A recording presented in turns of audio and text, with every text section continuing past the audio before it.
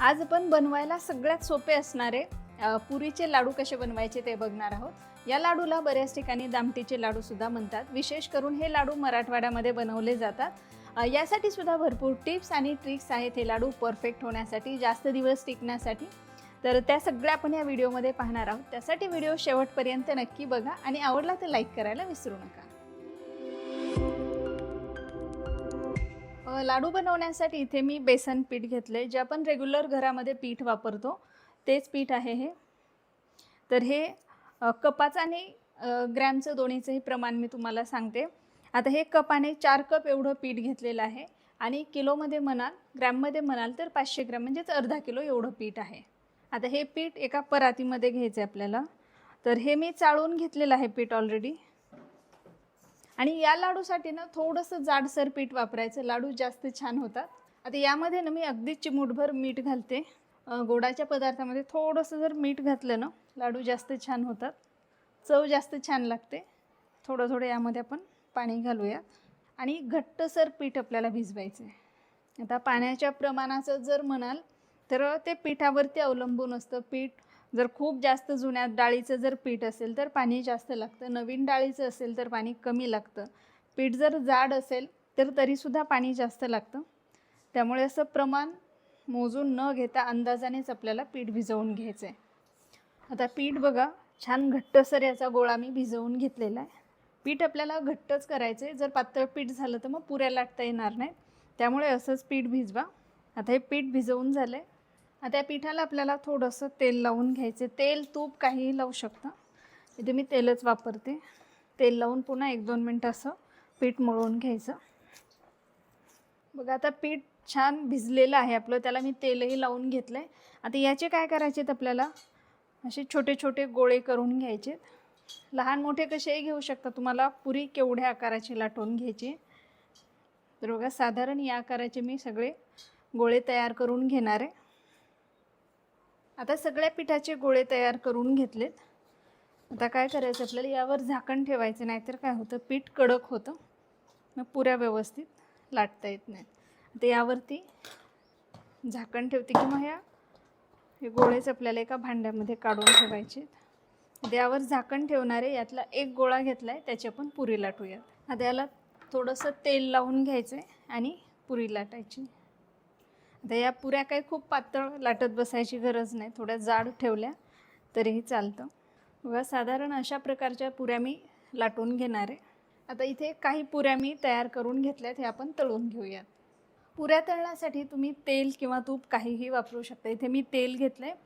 तेल गरम होऊ द्यायचं आणि मध्यमच गरम करायचं, खूप कडकडीत गरम नको आहे आपल्याला। तेल असं मध्यम गरम झालं की त्यामध्ये आपण या पुऱ्या तळून घेऊयात। पुऱ्या व्यवस्थित तळायच्यात। आता बरेच जण काय करतात ना, या पुऱ्या लाडूला रंग थोडासा लालसर येतो म्हणून मग खूप कमी तळतात, पण त्यामुळे काय होतं, लाडू तेवढे चविष्ट होत नाहीत। त्यामुळे याला हलकासा असा लालसर रंग आला तरी काहीच हरकत नाही, लाडू खायला छान लागतात। त्यामुळे असंच तळून घ्यायचे। आता याच पद्धतीने राहिलेल्या सगळ्या पुऱ्या मी तळून घेणार आहे। नाहीतर मग बरेच जण अजून एक पद्धत वापरतात, पुऱ्या हलक्याशाच तळून घेतात आणि नंतर जेव्हा आपण हे बारीक करतो पुऱ्या, त्याचा जो रवा तयार होतो तो पुन्हा तुपामध्ये भाजून घेतात। पण मला असं वाटतं एवढा कुटाणा करण्यापेक्षा पुऱ्याच थोड्याशा छान तळल्यानं की लाडू छान होतात, वेळही वाचतो। बघा आता ही मस्त तळली गेली, काढून घेते। म्हणजे अगदीच कडकही करायच्या नाहीत, पण असा रंग जेव्हा येईल ना तेव्हा काढायच्यात आपल्याला। आता इथे सगळ्या पुऱ्या मी तळून घेतल्यात। आता याला आपल्याला थोडंसं गार करून घ्यायचे, हवं तर याचे असे तुकडे करून ठेवू शकता। आता ह्या पुऱ्या जराशा गार झालेल्या आहेत, खूप जास्तही गार नाही करायची गरज आपल्याला। हाताला सोसवेल एवढं गार झालं की याचे असे तुकडे करून घ्यायचे किंवा असा चुरा करायचा हाताने, जेवढं बारीक करता येईल तेवढं करायचं आणि नंतर आपल्याला हे मिक्सरमधून बारीक करून घ्यायचं आहे। आता एक मिक्सरचं जार घेतलं आहे, त्यामध्ये आपल्याला हे पुरीचे तुकडे करून जे घेतलेले आहेत ते घालायचे आणि याला आता आपल्याला मिक्सरला फिरवून घ्यायचं आहे। आता हे मिक्सरमधून बारीक करून घेतले, बघू शकता असं टेक्स्चर यायला हवं याला। आता काय करायचं, आपल्याला एक दुसरं भांडं घ्यायचं आणि एक चाळणी घ्यायची। आणि त्याने हे चाळून घ्यायचं. आता ही स्टेप पूर्णपणे ऑप्शनल आहे, पण यामुळे काय होतं, चाळून घेतल्यामुळे यामध्ये जर काही मोठे तुकडे राहिले असतील तर ते सेपरेट करायला आपल्याला बरं पडतं किंवा ते पटकन वेगळे होतात. हे चाळून घेते मी. बघा आता हे जे वरती राहिलेलं आहे ते पुन्हा आपल्याला मिक्सरमधून बारीक करून घ्यायचं आहे. आता हे तुम्हाला किती जाड किंवा बारीक हवं आहे त्यानुसार तुम्ही चाळणी निवडू शकता. आता अशाच पद्धतीने हे सगळं मी मिक्सरमधून बारीक करून घेणार आहे आणि त्याला चाळून घेणार आहे.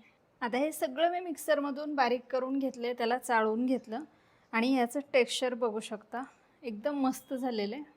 म्हणजे खूप जास्त जाडही नाही किंवा अगदीच पिठासारखं बारीकही केलेलं नाही, मस्त दाणेदार किंवा रवाळ टेक्स्चर याला ठेवलेलं आहे. आता आपण पुढची स्टेप करूयात. यानंतर आपल्याला साखरेचा पाक कसा बनवायचा ते बघायचं आहे. आता साखरेचा पाक तयार करण्यासाठी इथे मी साखर घेतली. तर आपण जे कपाने मोजून घेतलं होतं पीठ, 4 कप एवढं घेतलं होतं, त्यासाठी इथे 2 कप एवढी साखर लागते आपल्याला. आता मी थोडे कमी गोड बनवते त्यामुळे 1.25 कप एवढी साखर घेतली. तर तुम्ही गोडाचं प्रमाण आवडीनुसार घेऊ शकता. 4 कप पिठासाठी 2 कप साखर पुरेशी होते. आणि दुसरं म्हणजे ग्रॅममध्ये जर म्हणाल तर इथे मी 400 ग्रॅम साखर घेतली. तर अर्धा किलो पिठासाठी अर्धा किलो साखरसुद्धा घेऊ शकता. आता एका भांड्यामध्ये आपण ही साखर घेऊया.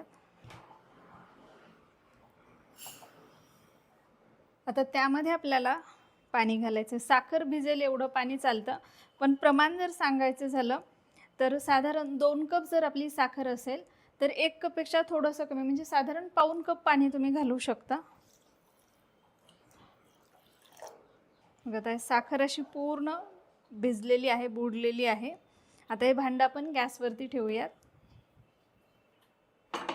आता हे भांडं गॅसवर ठेवल्यानंतर गॅसची फ्लेम मीडियम ठेवायची किंवा कमी ठेवली तरीही चालते. आता आपल्याला साखर विरघळेपर्यंत अधूनमधून हलवत राहायचे. गॅसची फ्लेम मी मीडियम ठेवली. आता यातली सगळी साखर विरघळलेली आहे. आता गॅसची फ्लेम कमी करायची आणि कमी फ्लेमवरतीच आपल्याला हा पाक तयार करून घ्यायचा आहे. आता याला उकळी यायला सुरुवात झालेली आहे. आता कुठेही आपल्याला गॅसची फ्लेम वाढवायची नाही, मोठी करायची नाही. आता उकळी यायला लागल्यापासून 5 ते 7 मिनटं झालेले आहेत. आपण याला चेक करूयात.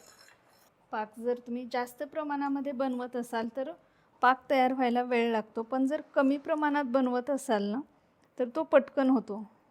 असं चमच्यावरती थोडासा पाक घ्यायचा आहे आपल्याला, त्याला थोडंसं गार करायचं. बघा आता याला छान एक तार यायला लागली. तार अशी पूर्ण यायला हवी. हा परफेक्ट झालेला आहे. आता इथे गॅस बंद केलेला आपला पाक तयार झाला आहे. तर यामध्ये मी वेलची पावडर घालते आणि याला मिक्स करून घेते. बघा पाक आपला परफेक्ट आहे. आता काय करायचं आहे, आता हा पाक गरम आहे तोपर्यंतच आपल्याला यामध्ये घालून मिक्स करून घ्यायचे. तर बरेच जण यामध्ये खायचा रंगही वापरतात. जर तुम्हाला रंग घालायचा असेल यामध्ये तर जेव्हा आपण पाक बनवला, वेलची पावडर घातली पाकामध्ये, त्या स्टेजला तुम्ही खायचा रंग थोडासा घालू शकता, त्यामुळे रंग छान येईल लाडूला. आता हे व्यवस्थित मिक्स करून घेतलं आहे आणि पाकाचं जे प्रमाण आहे तुम्ही बघू शकता, एकदम परफेक्ट झालेलं आहे. म्हणजे कमीही पडला नाही किंवा खूप जास्तही झाला नाही. मिश्रण आपलं एकदम व्यवस्थित झालं आहे. आता या स्टेजला आपल्याला यामध्ये आवडीनुसार सुकामेवा घालायचा आहे. तुम्ही बदाम, काजू, खोबरं जे आवडतं ते घालू शकता. इथे मी खरबुजाच्या बिया हलक्याशा रोस्ट करून घेतलेल्या आहेत त्या घालते आणि यामध्ये थोडंसं तूप घालते. आता हे पुन्हा एकदा मिक्स करून घ्यायचं आहे सगळं. आता हे व्यवस्थित मिक्स करून झालं आहे. आता याचे आपल्याला लगेच लाडू तयार करून घ्यायचे नाहीत. यावर झाकण ठेवायचे आणि थोडा वेळ हे असंच आपल्याला मुरण्यासाठी ठेवायचं आहे. आता एक गोष्ट सांगू का तुम्हाला, हे जे मिश्रण आहे लाडूचं गरम गरम खूप छान लागतं. बऱ्याच जणांना हे गरमच आवडतं. तुमच्यापैकी किती जण असे आहेत की ज्यांना हे गरमच आवडतं? कमेंट करून नक्की सांगा. आता अर्धा पाऊण तास झालेला आहे हे आपण झाकून ठेवून.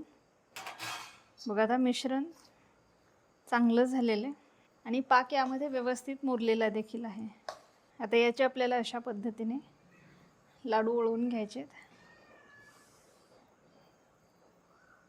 हे मिश्रण जर असं पातळ वाटत असेल तर थोडा वेळ तसंच ठेवायचं, जोपर्यंत हे घट्ट होत नाही किंवा कोरडं होत नाही तोपर्यंत, आणि मग याचे लाडू वळवून घ्यायचे.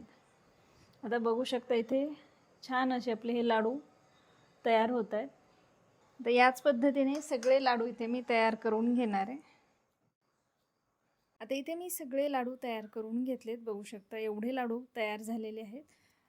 लाडूला टेक्स्चरसुद्धा खूप छान आले, म्हणजे आपण जो साखरेचा पाक तयार केला तो परफेक्ट केला ना की लाडू छान होतात, कडकही होत नाहीत आणि खूप गिळगिळतही राहत नाहीत.